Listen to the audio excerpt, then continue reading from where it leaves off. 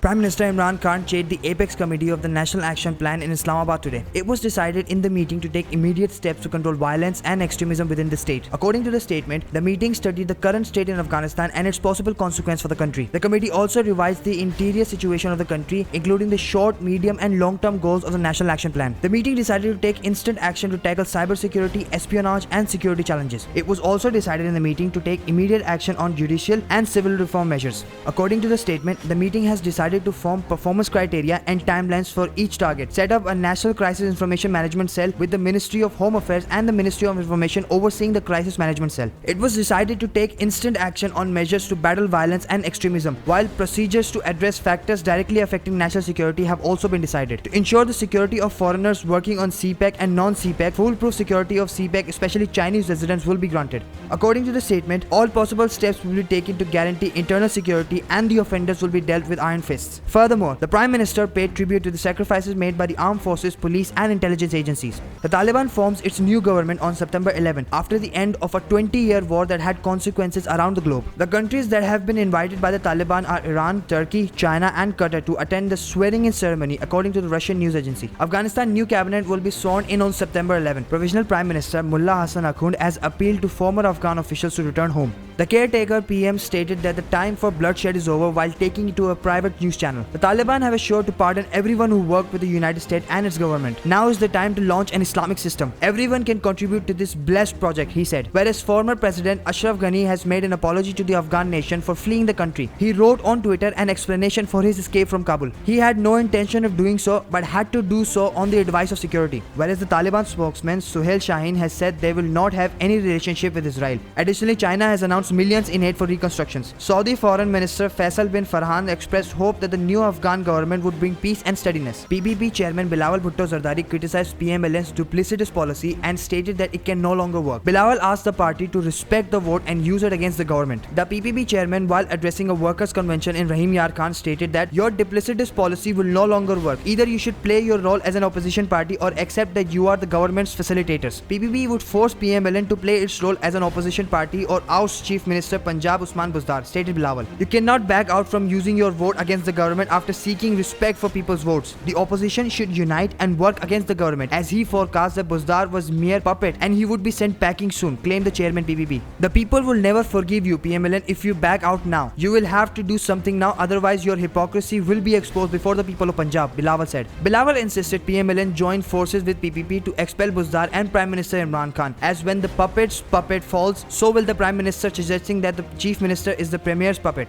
The opposition can only save Punjab by joining hands, as he told PML-N that Buzdar could only endure his supremacy as the Chief Minister if the Shehbaz Sharif-led party had its own interests behind its rules, stated Bilawal. You have to do one of two things, either resign or use your vote. PPP would take revenge from the Prime Minister sooner or later and stated that when the time comes, PM Imran Khan would be standing alone with no one by his side, warned PPP chairman Bilawal. Pakistan was aspiring for a people's government. Bilawal said his party will form a government in the center of provinces. The incumbent government has not fulfilled any promises. All of Imran Khan's promises turned out to be false. The Judicial Commission Pakistan meeting ended without a verdict on Justice Aisha Malik's promotion to the Supreme Court. The vote count over Justice Aisha's appointment as first SC woman judge ended in a draw. The Judicial Commission Pakistan, which met under Chief Justice Gulzar Ahmad, settled inconclusively. Chief Justice Gulzar Ahmad, Justice Umar Atta Bandial, the Attorney General and Law Minister Farooq Naseem voted in favour, while Justice Maqbool Bakar, Justice Sardar Tariq, Justice Retired Dost Muhammad Khan and Pakistan Bar Council representative to the SJC Akhtar Hussain voted against the appointment, stated the sources. Justice Qazi Fayed Isa could not attend the meeting as he was out of the country. It is relevant to comment here that the appointment of Justice Malik to the Supreme Court was objected by lawyers today, whereas Chief Justice of Pakistan Gulzar Ahmad had nominated Justice Aisha A. Malik for the promotion to the Supreme Court. Justice Mushir Alam will retire on August 17 and she was anticipated to substitute him. Justice Malik has been a Lahore court judge since March 27, 2012. According to her profile on the Lahore High Court's website, she did her BCom from the Government College of Commerce and Economics, Karachi, and studied law at Lahore's Pakistan College of Law. She completed her LLM from Harvard Law School, where she was named London H. Gammon Fellow 1999 to 1999. Pakistan had administered at least one dose of anti-COVID jabs to 5 crore people, while more than 2 crores are fully vaccinated. Federal Minister for Planning, Development Reforms and NCOC Chairman Asad Umar said in a tweet on Friday, "In the early days of the vaccination campaign, we had set out a daunting target of vaccinating 7 crore people by the end of this year. Happy to report the 5 crore people have now received at least one dose, more than 2 crore fully vaccinated. Inshallah, we will meet and surpass the target." The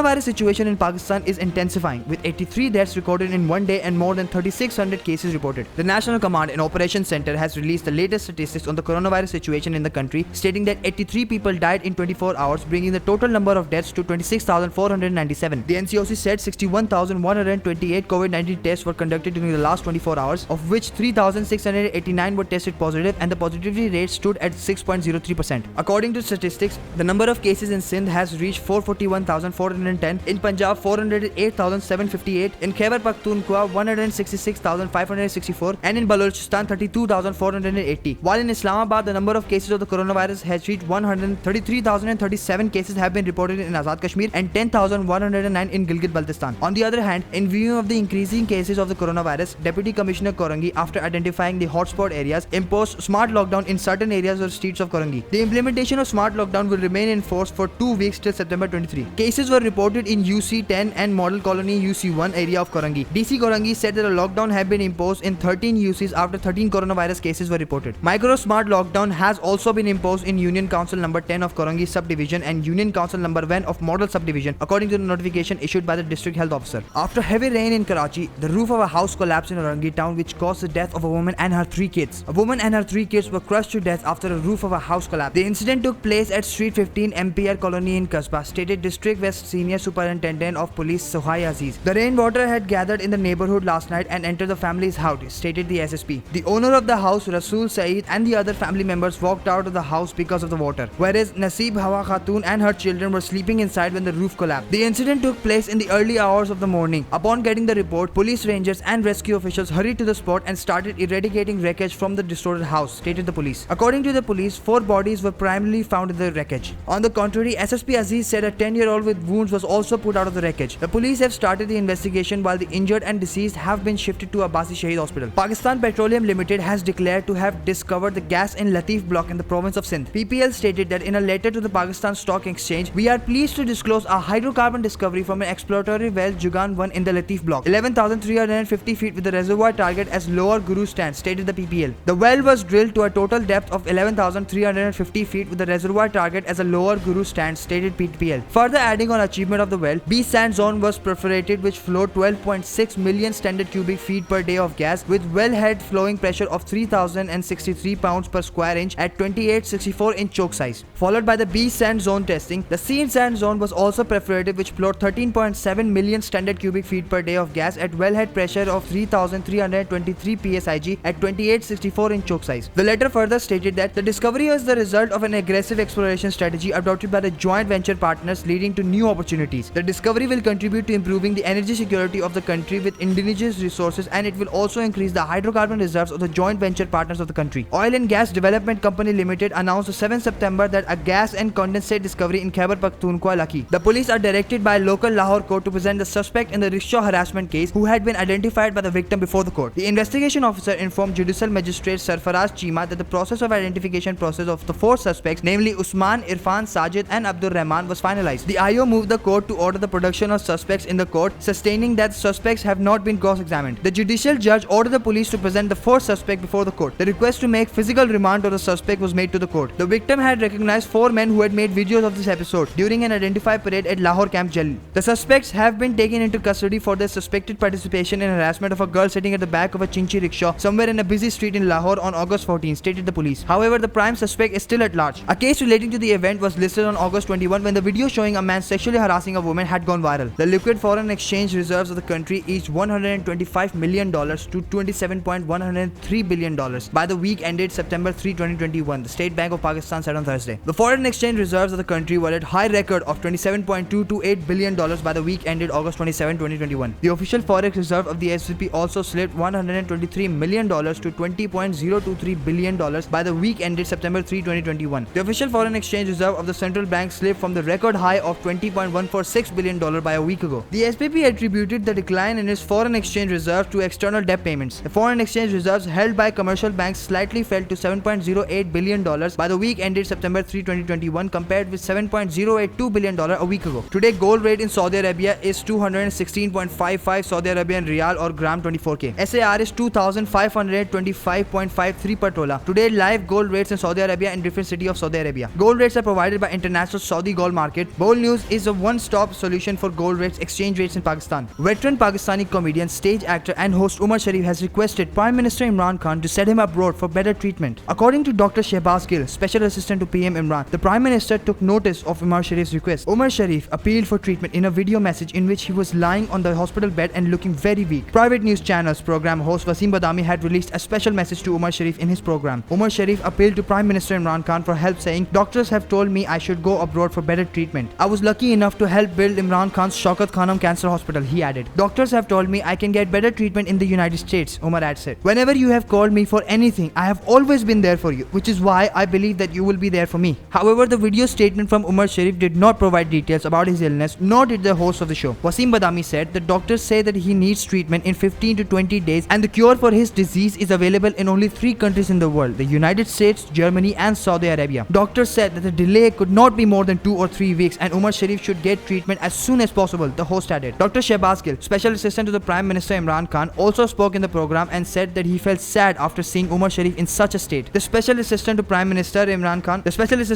Minister also assured that all efforts will be made to ensure the comedian receives the treatment he needs. He explained that Germany and Saudi Arabia would be better option for treatment due to the fact that the 2 countries are closer to Pakistan. Shehbaz Gill stated that the government will contact the German and Saudi embassies in Pakistan, the benefit of which will be these 2 countries are closer and the government may be able to do things faster. "We will try with the US also, whichever country can facilitate our request," Gill added. Later, while retweeting a video message of Umar Sharif, Gill updated followers about how the office of the Prime Minister had gotten in touch with Umar Sharif and promised to continue sharing more details. Kareena Kapoor, the Bollywood diva, has spoken out against the backlash over her son's names Taimur Ali Khan and Jahangir. In a recent interview, the Good News actress addressed the backlash she and her husband Saif Ali Khan received for their sons' names. Kareena described the harassment directed towards her family and children as awful. "Honestly, these are just names that we like. It's nothing else. They are beautiful names and they're beautiful boys.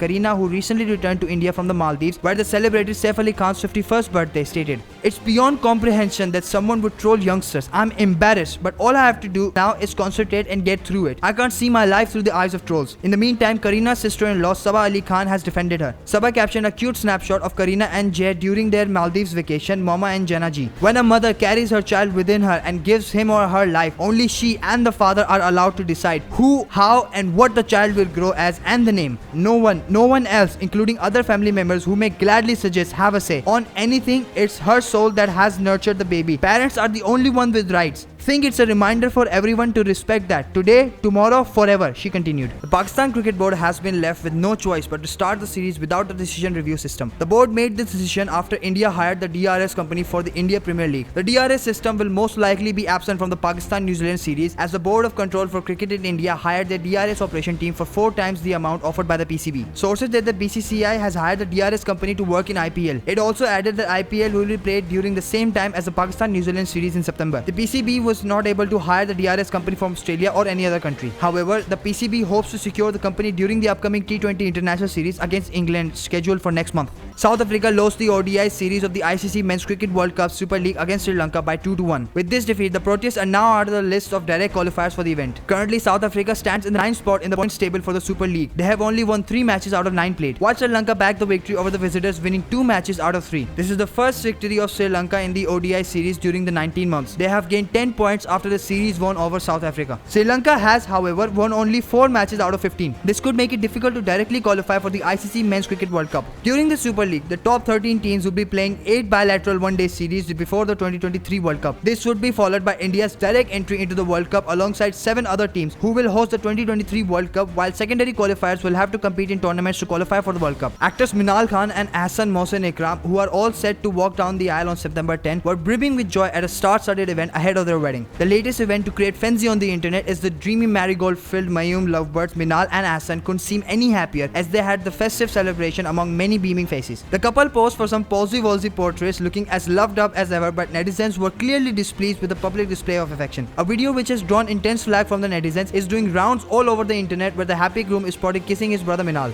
Expressing resentment, the social media users directed their ire towards the couple while slamming their actions. The Jalan actress nailed a traditional Mayu look with a yellow outfit, gold earrings and necklace, green bangles and gajras, while the groom-to-be was wearing a black kurta with a printed yellow waistcoat. An extravagant Mayu event took place last night in an open space, with a number of fellow stars including Kinza Hashmi, Sabur Ali, Amna Ilyas, Ariba Habib, among others, joined the function ahead of Minal and Hassan's big day. The couple's dholki was held on Tuesday and they are set to tie the knot on September 10 Friday. The event began under a joyous canopy and a well-set stage for the bride and groom. Under hues of red and blue, Khan and Ikram shook a leg as they donned exquisite color-coordinated outfits. The power couple were formally engaged in June after a private bath pakki ceremony in May. They have starred in the drama serial Parchai.